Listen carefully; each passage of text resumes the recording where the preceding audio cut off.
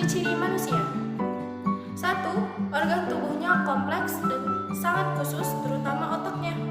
2. Mengadakan metabolisme atau pertukaran zat. 3. Memberikan tanggapan terhadap rangsangan dari dalam dan luar. 4. Memiliki potensi untuk berkembang biak. 5. Tumbuh dan bergerak. 6. Berinteraksi dengan lingkungannya. Dan yang terakhir, 7. Sampai pada saatnya mengalami kematian. Kita lanjut ke materi kita yang kedua, yaitu perkembangan fisik, sifat, dan pikiran manusia. Kita bahas satu persatu ya. Yang pertama, perkembangan fisik manusia. Tubuh manusia berubah mulai sejak sel sederhana dan selanjutnya secara bertahap menjadi manusia yang sempurna. Perkembangan tercepat terjadi pada saat kelahiran sampai remaja. Perubahan fisik yang sangat nyata terjadi saat pubertas yang ditandai dengan tanda kedewasaan. Bimbingan yang baik oleh orang tua akan membawa dampak yang baik pula pada anaknya. Pada usia 2 sampai 7 tahun, rasa ingin tahu makin besar, dan pada masa remaja merupakan masa pertentangan dengan dirinya maupun dengan orang lain. Apakah kita menyadari bahwa segala sesuatu yang terjadi pada kita merupakan hasil dari buah pikir kita? Mengapa? Karena tubuh kita ini hanyalah menjalankan perintah dari pikiran yang kemudian akan direspon oleh alam semesta dengan feedback yang sama. Dapat diibaratkan hidup itu seperti sebuah gema. Yang selanjutnya, perkembangan sifat dan pikiran manusia. Manusia yang mempunyai rasa ingin tahu terhadap rahasia alam mencoba menjawab dan menggunakan pengamatan dan pengalaman, tetapi sering upaya itu tidak terjawab secara memuaskan sehingga muncul mitos-mitos dan kepercayaan. Tapi seperti apa sih contohnya jika di dalam kehidupan sehari-hari?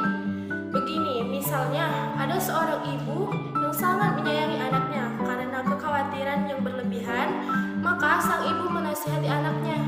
Contoh ya, "Nak, kalau udah senja jangan keluar rumah ya, karena banyak roh halus yang berkeliaran. Nanti kamu diculik loh." Sang anak yang masih lugu pun tunduk akan nasihat ibunya. Sehingga kelak dia menginjak dewasa, anak itu tumbuh menjadi seorang yang penakut dan pengecut. Mengapa bisa begitu?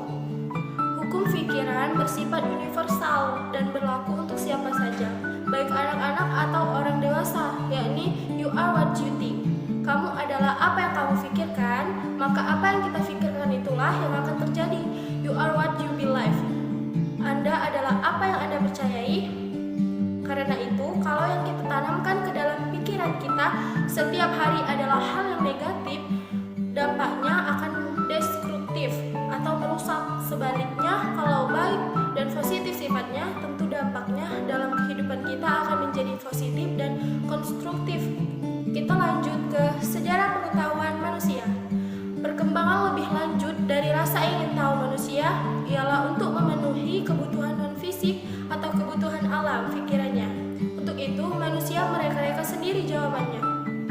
Ada 3 tahap sejarah perkembangan manusia, yaitu tahap teologi atau tahap metafisika, dan kedua tahap filsafat, dan ketiga tahap positif atau tahap ilmu.